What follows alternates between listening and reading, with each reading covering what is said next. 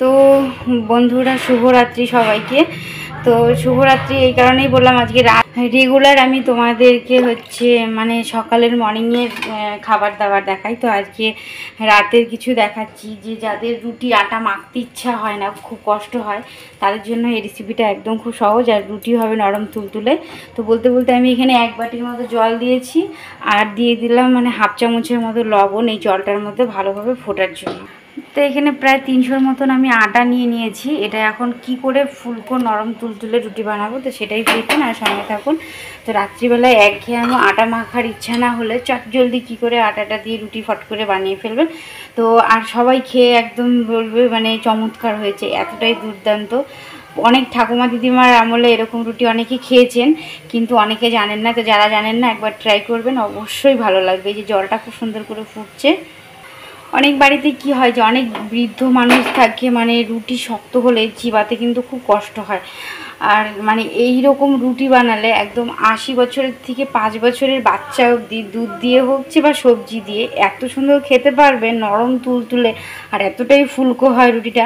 এই জলটা কিন্তু দেখুন সেম এইরকমভাবে একদম কষকষা করে ফুটিয়ে নিতে হবে।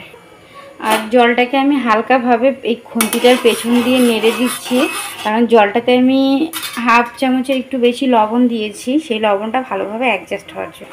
এইভাবে ফুটন্ত কড়াইয়ের মধ্যে হালকা হালকাভাবে এরকম আটাটাকে দিতে হবে, আর সমানে নাড়তে হবে আর কি। এইভাবে ভালোভাবে আটাটাকে অ্যাডজাস্ট করতে হবে, এক হাত দিয়ে ধরে নিতে হবে কড়াইটাকে, আর এক হাত দিয়ে ভালোভাবে অ্যাডজাস্টমেন্ট করতে হবে। তো এটা এখন সুন্দর করে নামিয়ে নিয়ে ভালো করে এটাকে এরকম করে নিতে হবে, যেমন করে আটার ডো হয় সেরকম করে সুন্দর করে নিতে হবে, যাতে কড়াইতে না লেগে থাকে।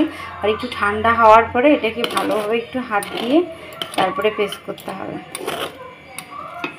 তো এই যে আটাটা হালকা একটু ঠান্ডা হয়েছে, এরকম করে 2 হাত দিয়ে বেলনা চাকতির উপরে নিয়ে সুন্দর করে একটু ঠেসে ঠেসে মাখতে হবে।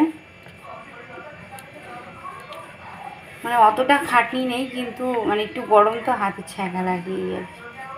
তো এখানে আমি রুটির তাওয়াটা বসিয়ে রেখেছি, ওটা নামিয়ে দিয়ে তো হালকা গ্যাসটা কমিয়ে রেখেছি।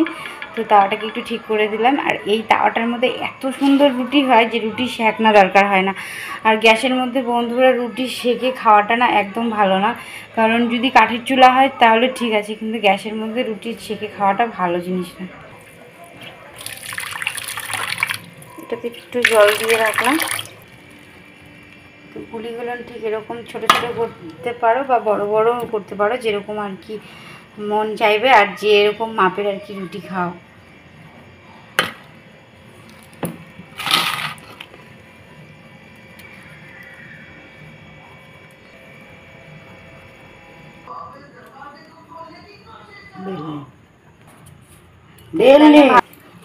তো মা একটা কি বলতে চাইলো সেটা বললো আর কি। তো এরকম সুন্দর করে একাই সুন্দর, মানে বেলনাটা এত সুন্দর, আমাদের এত সুন্দর বেলা হয় যে পুরো সুন্দর করে ঘুরছে। দেখো রুটিটা হাত দিয়ে একদম নাড়তে হচ্ছে না। এটাও কিন্তু একটা মানে হ্যাভি এক্সপিরিয়েন্স, অনেকে জানে অনেকে জানে না, অনেকে হাত দিয়ে নাড়ায় রুটিটাকে। তো এই পাশে আরেকটু আটা দিয়ে নিচ্ছি, কারণ ওই পাশে বেলা হয়েছে, তো এখন উল্টে দিতে হবে। তো এই পাশটা হালকা আরেকটু করে বেলে নিচ্ছি, বাকিটা পুরো একদম রেডি। তো এখন এটা তাওয়ার মধ্যে দিয়ে দিলাম। তো সেম ওই প্রসেসেই সবগুলো বেলে নিতে হবে। তো ওটা হালকা করে হতে হতে আরেকটা বেলে নিতে হচ্ছে।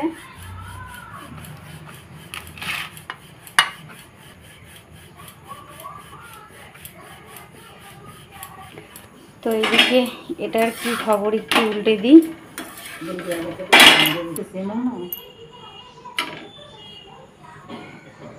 তো এই যে রুটিটা সুন্দর ফুলছে দেখুন।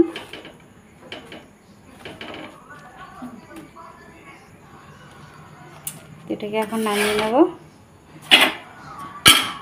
তো আরেকটা কি দিয়ে দিলাম, এখন সেম এটাকে ওরকম করেই ভেজে নেব।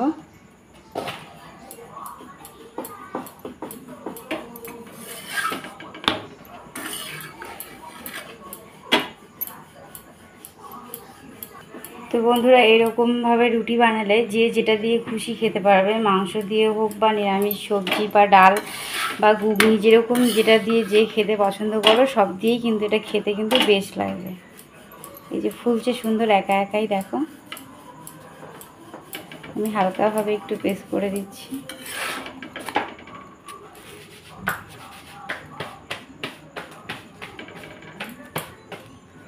সুন্দর ফুলে উঠেছে দেখো, দারুণ লাগছে দেখতে। এখন এটাকেও নামিয়ে নেবো, আর একটা দিয়ে দেবো।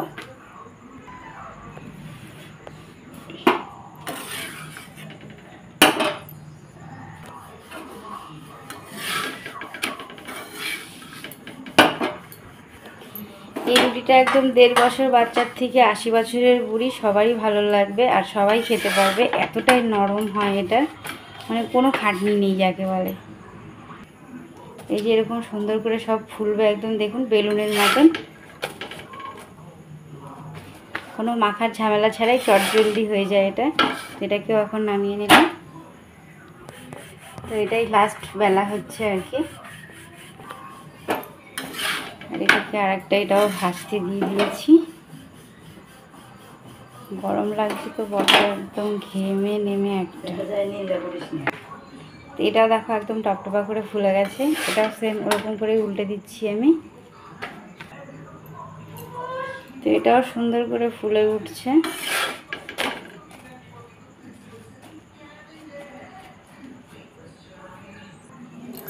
তো এদিকে হচ্ছে আমি রুটিগুলোকে সব নামিয়ে রেখেছি, আর এখানে হচ্ছে দুধও নিয়ে নিচ্ছি। তো আজকে দুধ রুটি একটা মানে জামাইবাবু এসছে, ওই জামাইবাবু দুধ রুটি খাবে আর একটু তরকারি খাবে, পটল আলুর রসা করেছি। তো এগুলো এখন আমি সব প্লেটে সাজিয়ে দিচ্ছি সুন্দর করে। তো ভিডিওটা যদি ভালো লেগে থাকে অবশ্যই লাইক শেয়ার কমেন্ট করবেন, আর চ্যানেলটায় যদি নতুন হন সাবস্ক্রাইব করতে ভুলবেন না।